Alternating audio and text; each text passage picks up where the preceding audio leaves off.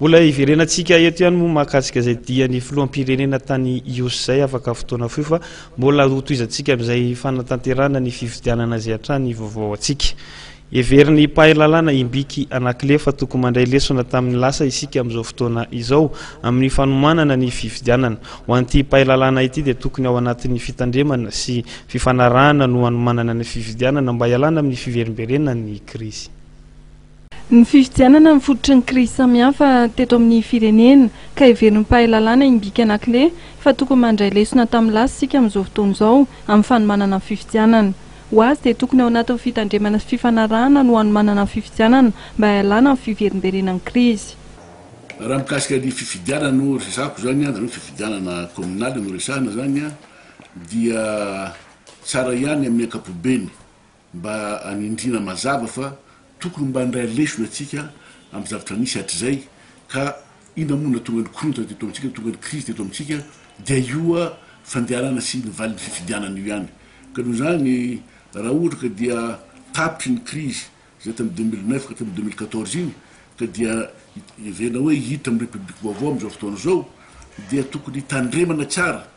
ny mba tsy hiverimberena intsony zany a ny fanitsikitsahana ny lalan'ny fifidianana na ny fahamarinana amin'ny resaka fifidianana. Amin'ny faharaiky amby telopolo ny volana juin moa zany no voalaza mandrak'izao aloha no hoe hoisy ny fifidianana kominaly. Raha za manokana moa ny eritserito zany dia hoe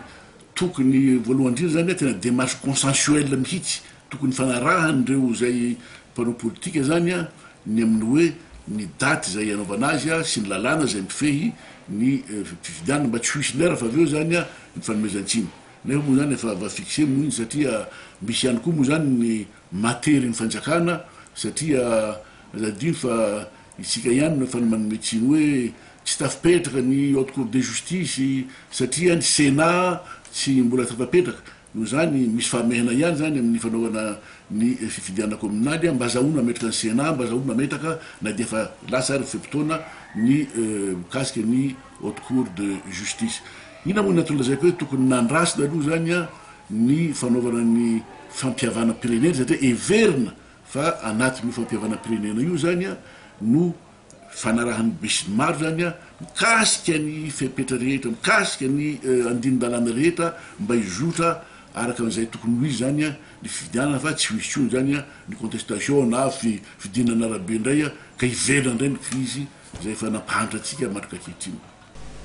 Mba homby azy amin'ny fifidianana be ny tanàna sy mpanolontsaina izay ho toto-tsaina ndraiky amin'ny telopolo jolay ho avy izao dia ilaina ny fanaovana ezaka fanatsarana ny lisy-pifidianana hoy ny filohan'ny Mamimady Andriamatoa Imbiky Anakile.